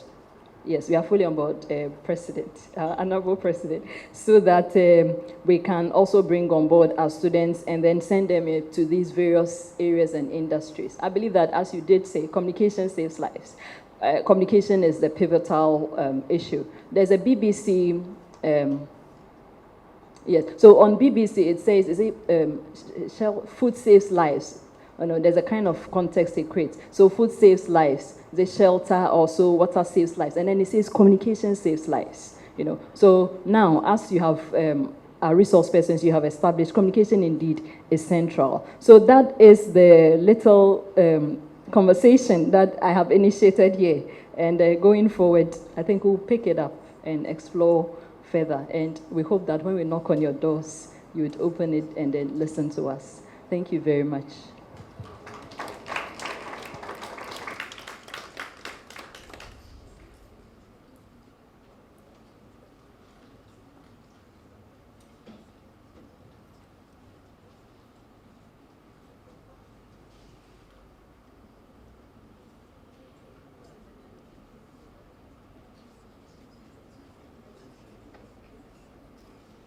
During the presentations. So please, can I see the hands of anyone that has the question? I see 2 people. Please, are they the only ones? 3? Okay. I'm Daniel. I teach with the department. From where you sit, not to put you on the spot, but what are the 5 major non-negotiable digital skills you believe students should graduate with, no matter what? You spoke of PR and comms being involved in the 4th and the 5th revolution. You also mentioned that generative AI is an emerging trend in the 5th revolution. Now, the thing is that generative AI is based on responsive intelligence, of which all of you would agree with me, and also algorithms that have been used to create that AI. A typical example is ChatGPT. Whereas PR is ever evolving based on shifting audience preferences and behaviors. Now my question is, so as a tech enthusiast and someone with valuable tech insights, what do you have to say about this? Is there a realistic connection, or will there be a realistic connection between artificial intelligence and public relations and communication? Thank you. Good day. Please, I have this bad habit. Whenever somebody irritates me, I keep quiet because me be my nominating attempt, and I can't take that to the workplace. So how do I navigate around? Hi, Junior. I loved you as a kid. Just tired. How do I? Testing mic 1 2 1 2. Yeah. How do I navigate around? How do I say this? Being assertive and not overdoing it, because I have this thing. If I can insult my boss easily, but the consequences, I won't think twice. Other skills like perseverance, hard work, yes, I can hear you. Resilience, thinking outside the box. So this guy here, Abraham, can you stand up? Abraham, come here, is my head of digital at eTransact. And the reason I've told him to stand up is because whilst I was sitting there waiting to answer the questions, he sent me a text message, a WhatsApp, giving me a call on the first question. And that is one skill you must leave here with. How to think outside the box and how to take the initiative. Your boss might be there, but you know you have more expertise in a particular area. He's a digital guy. I'm just a tech guy. So he could have just sat there and done nothing. But he took the initiative to send me a message, which might be similar to what I already have. So you can leave here with all the skills that you have. But if you go to a workplace or you come and work with us as an intern or otherwise, and you don't take the initiative, and you don't persevere when things are going difficult, you are not going to.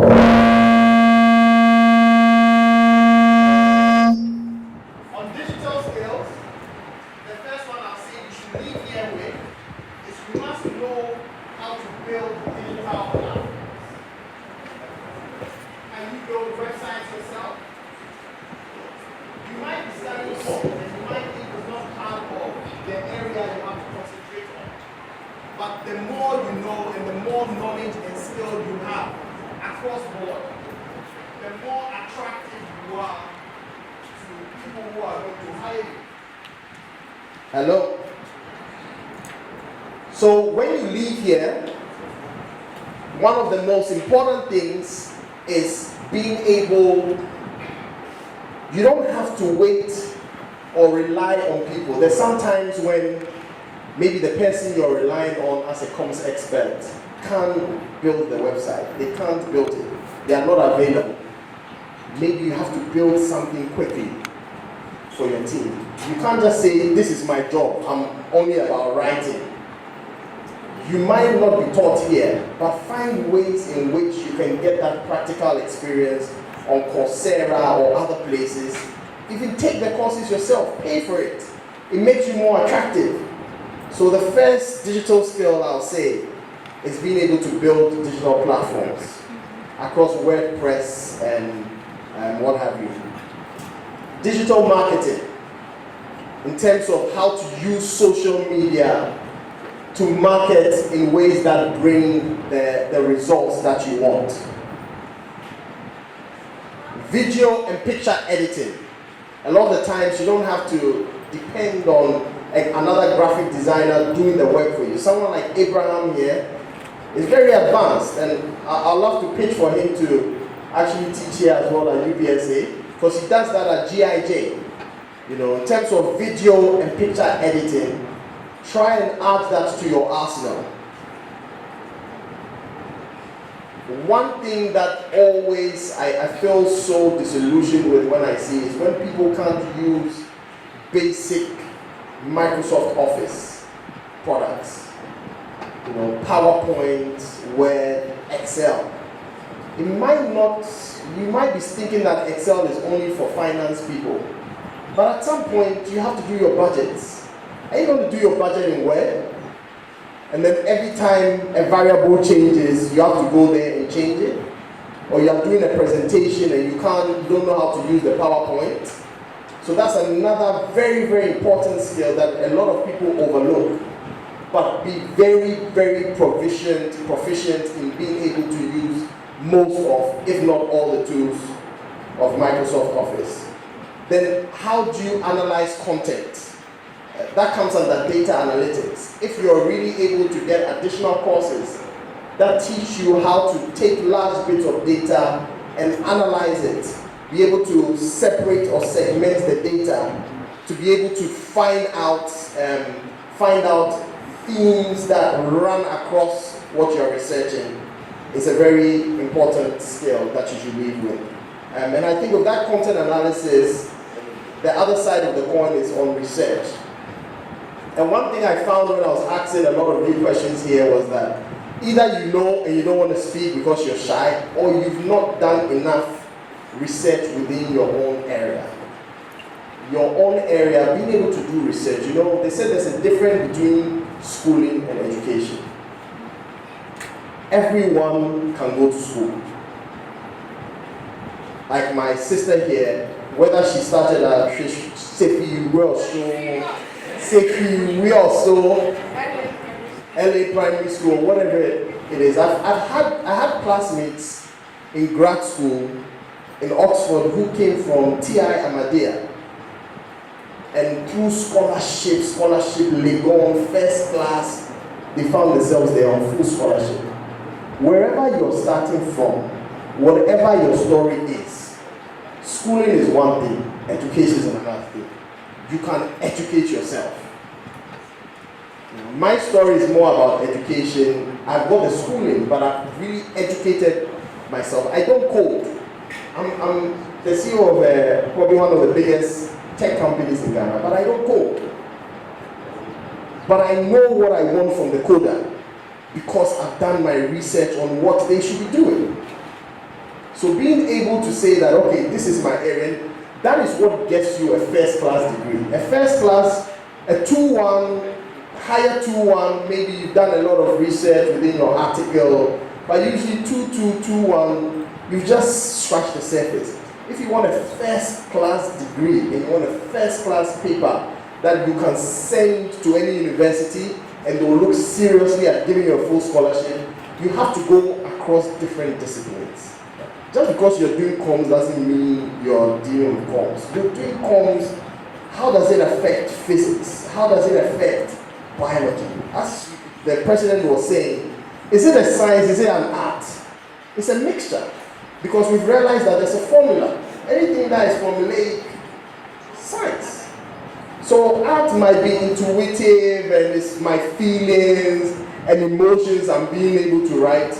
But if you go to Hollywood, the winning films have followed a formula. They know betrayal, redemption. There's particular thematic areas that have become part of the formula. That when you follow, you win. So it's become a science. So those are the 5 that I'll say we'll go with. But my head of department here, so digital stuff is my boss. So make sure you talk to him. On the confluence of AI, PR, and comms, I think, like Auntie Sophia was saying, I prefer parables to explain particular things to you. So without going into detail, like I told you, I worked for a company that dealt with elections. Very high-end elections across the world, by the grace of God, I've been part of it. And what's artificial intelligence? You see, when you decode the word, it's intelligence, but it's artificial. It's like synthetic. It looks the same, but it's not. Like if you look at synthetic leather, it looks like leather. Most of the time, the synthetic leather can even be stronger than the actual leather. The actual leather can scratch very quickly, but the Chinese have perfected the way of doing synthetic leather in a way that doesn't scratch. And artificial intelligence is able to get to the same source or get you the same result much quicker. Because it's able to, AI and ML are able to do a lot of repetitive tasks that normally you do manually. When you do manually and you're getting tired, you have that bell curve. Initially, you are very alert. Later on, you start doing many mistakes because you're tired until it comes down and you're doing lots of mistakes. What artificial intelligence does is that it gives you that mean across board. So that whether it's in the morning or in the evening, it's just using particular parameters that you have set to give you the same answer. Now, when we worked in elections, on a very big elections in the States, for instance, I could micro-target using artificial intelligence and being able to profile everyone here. I could micro-target all of you here differently onto your mobile phones because I know what you've been looking at. I know the last website you went to. I know what you were looking at the website. So now when I'm sending you a message, the message is completely different from the message I'm sending you. So in elections in America, for instance, where some people like guns and other people don't like guns, you see the same picture of a presidential candidate that has been taken. There will be 4 different variables because artificial intelligence has been used to create a profile of all the different students in UPSA. So for you, you see a picture of the presidential candidate with a gun. You might see a different one of the presidential candidate with a Bible because we know that this belt are Christians. Someone else will see the presidential candidate with a Quran. Someone will see the presidential candidate with a baby. Maybe the person they are targeting is a family person. So being able to micro-target and push specific messages as a PR professional relies heavily on AI and machine learning. And you get all that information from chatbots, where you're dropping different information and it's picking up keywords and being able to. So the reason why Cambridge Analytica got in problems with Facebook is because if you realize on Facebook, you used to have all these little games that you play, spin to win. Spin to win. From spin to win, I can tell you what your favorite color is, for instance. I can tell you your favorite color by seeing the websites you go on and the types of clothes you're picking. I can tell you that red is your favorite color. So the advert I'll have for the presidential candidate, there'll be a lot of reds in the color. Because I know red is around your favorite color, especially if you are a Bible person as well. Red represents the blood, right? So I know I've mixed it. And it's working in your mind subconsciously, you don't realize. But that's where we get so much data from. So I hope that answers your question a bit. And then the last one, being assertive and not overdoing it. Where's the gentleman? What's your name? So Bolali, I said when you have a lot of jobs and you are fired from the jobs, now with Sikasa, then you start thinking correctly. Bolali, I'd like to meet you afterwards, because what you have is a lot of passion. A lot of the time, people who can't hold that anger in have a lot of passion and have a lot of honesty. They trust people a lot, so they expect that same thing from people. It's a bit like I always give the example of fire. Fire can destroy, but fire is what brought most of us here in our cars as well. So if fire is contained and is used well, that is what flies planes. That is what drives cars. That's what cooks food for you. Fire that is not contained burns houses. So what you have is passion, you have a fire, but you just have to learn how to contain that fire, such that you know that when I'm getting to a particular point, I start to feel that my body is getting hot. So you know how to maybe walk out of a room, or something of that sort. As you get older, you should be getting wiser, and you should be recognizing that people do business with people they like. So there's a lot of people who should have been presidents of this country, or should have been presidents of the UN, or should have been the biggest business people in the world. They are not. They've died in unmarked graves, and they've taken all the riches and all the ideas with them to the grave because they couldn't hold their temper. They didn't know how to control the fire. Just always remember that you have 2 ears and 1 mouth. So a lot of the time, try and listen more and speak less. So I'd like to see you afterwards.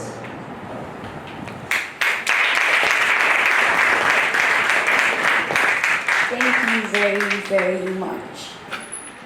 So all soon, we are coming to the end of today's program, but it's only right that we take the closing remarks from our chairperson.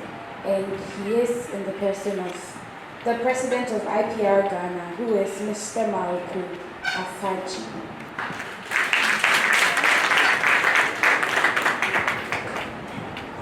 Thank you very much, Lady MC.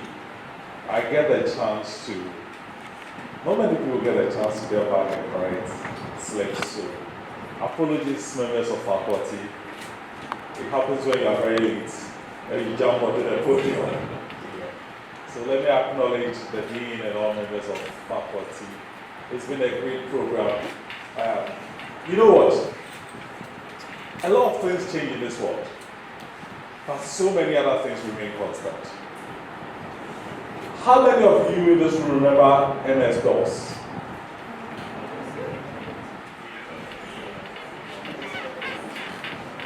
You see how irrelevant MS-DOS has become today?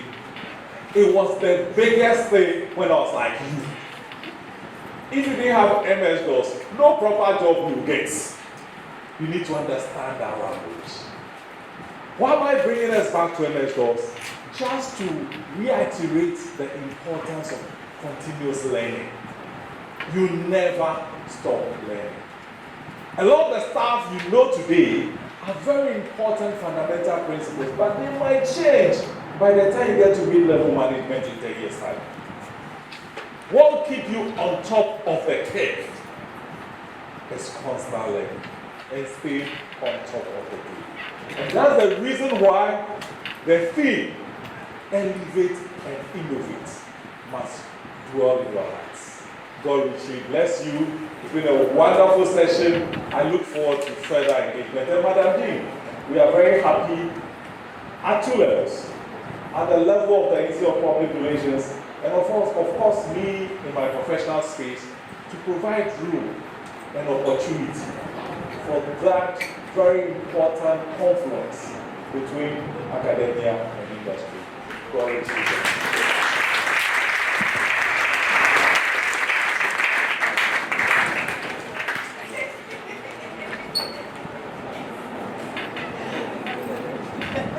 We would like to call upon, but first and foremost, thank you so much, Mr. President. I'm really grateful. We would like to call on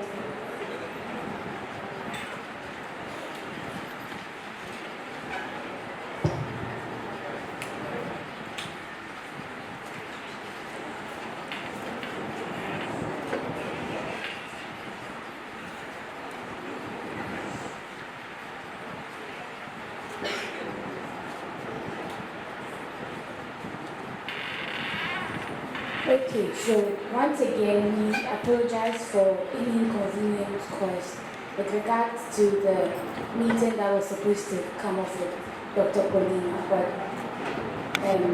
it has been arranged. She would do a video that would be posted on all the ComSSA social media platforms, and links will be made available in our class group so that we can access it and listen to her presentation.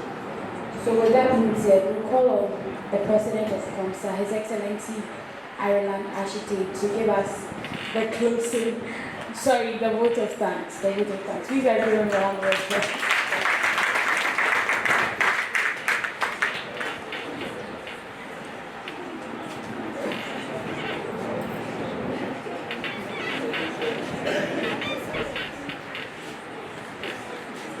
Hello, good afternoon. Good afternoon. Miss Esther, I want me to close, so I saying closing once. So, my name is Ireland Ashite, the President for the Communication Studies Students Association, UPSA. So, I think it's a great honor and a privilege to be called upon to deliver the vote of thanks on this August occasion. I give special thanks to the Almighty God whose undeserving grace has kept us and made this event a resounding success. I express our profound gratitude to our chairperson, Mr. Malco Afajimo, for making time to be here this afternoon. A special thanks to our guest speakers, Dr. Paulina Branchi, Mr. John Apia, and Ms. Sophia Kujoji. Please pardon me. Whose insightful presentations has left an indelible mark on our minds, fostering intellectual growth and speaking valuable discussions. Your expertise and passion for the subjects have truly enriched our understanding. We offer our sincere thanks to Ms. Ivy Heward-Mills, the architect of this distinguished gathering. Your dedication and guidance in facilitating this event is truly appreciated. Thank you so much. I extend our heartfelt gratitude to Professor Emmanuel Salasi Asawa, Dean of Faculty, and Dr. Emmanuel Wusu Owari, the Vice Dean of the Faculty, for their unwavering effort and continual support, which have been instrumental in the success of today's event. To our patron, Dr. Justice Issa Abudulai, and our Vice Patron, Mr. Godwin Kusidamba, we are very grateful for all your effort and constant support in ensuring the success of today's event. My heartfelt gratitude also goes to the Head of Communication Studies Department, Dr. Adras Kaina Amankwa. Mami, as I always call you, your unflinching support and commitment to the welfare of the students and making this program a success is truly appreciated. To our wonderful outgoing department officer, Madame Belinda Ajomini, and our current departmental officer, Mr. Simon Juwonu Jr. We sincerely appreciate you all. A special appreciation goes to the President of the Communication Studies Association of the University of Education, Winnipeg, and the team for making it this afternoon to our conference. Once again, I appreciate the Vice President of the Kwame Nkrumah University of Science and Technology, Media and Communication Studies Department for also making time to be here this afternoon. Special thanks to my college students here and my dedicated executives who worked tirelessly behind the scenes to make this event a resounding success. Let's carry the spirit of today's gathering forward. Once again, I thank you all for your coming, and we do not take your presence here for granted. Thank you.